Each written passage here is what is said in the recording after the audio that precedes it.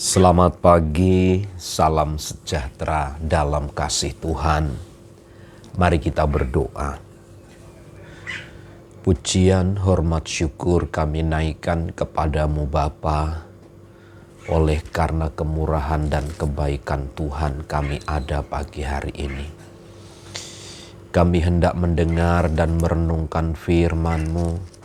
Kirana setiap benih-benih firman Allah dapat bertumbuh atas hidup kami untuk kami semakin memuliakan nama Tuhan.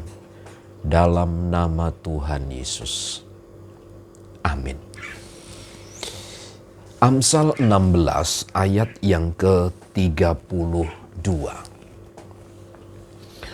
Orang yang sabar melebihi seorang pahlawan. Orang yang menguasai dirinya melebihi orang yang merebut kota. Sesuatu yang kita capai di dalam hidup ini, yang dimulai dari kita bersandar kepada firman Allah dan kebenarannya, itulah sesungguhnya yang kemudian menjadi satu pertanda penghargaan, kehormatan dari dunia ini. Hidup yang taat, hidup yang bersandar kepada firman Allah adalah satu hidup yang sesungguhnya kemudian akan mendatangkan satu kehidupan yang memuliakan nama Tuhan. Ciri-ciri orang yang hidup di dalam firman Allah atau berada di dalam jalan terang firman Tuhan, ciri-cirinya adalah pertama, sabar. Kata Alkitab, orang yang sabar melebihi seorang pahlawan. Rupanya, seorang yang hidup di jalan Tuhan, dia akan memiliki kesabaran yang teruji. Sebab dengan kesabaran inilah seseorang bisa dengan mudah, bisa dengan tenang menghadapi segala sesuatu yang terjadi. Artinya dia dapat menekan, dia dapat mengalahkan seluruh mental hidupnya, kekasaran hidupnya, tapi dia mengizinkan dan merelakan kebenaran itu yang menguasai. Jadi seorang yang sabar itu melebihi seorang pahlawan. Mengalahkan diri sendiri itu melebihi seorang pahlawan. Pahlawan itu biasanya sebuah lencana yang dikenangkan bagi mereka yang berjasa untuk membela satu negara atau satu bangsa. Dan itu merupakan sesuatu yang membanggakan. Tetapi Alkitab menunjukkan lebih daripada itu, bahwa orang yang sabar itu melebihi seorang pahlawan.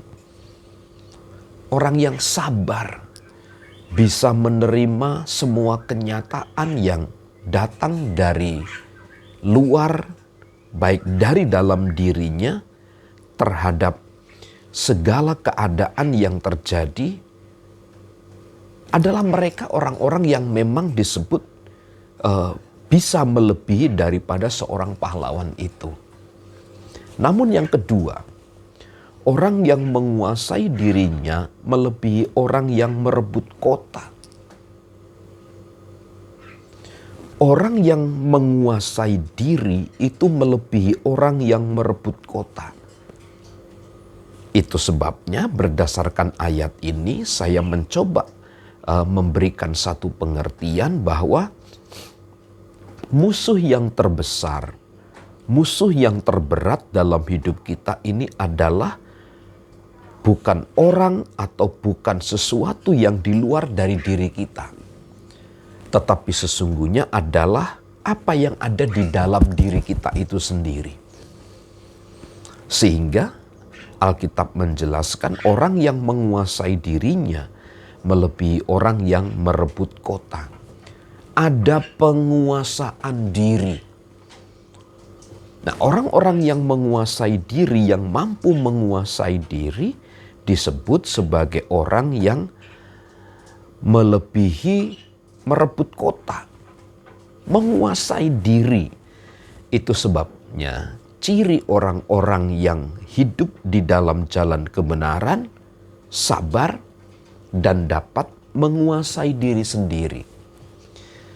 Nah, dalam menjalani hidup ini, tentu kedua sifat, dua karakteristik ini sangatlah penting untuk mendukung bagaimana berjalan di dalam kebenaran.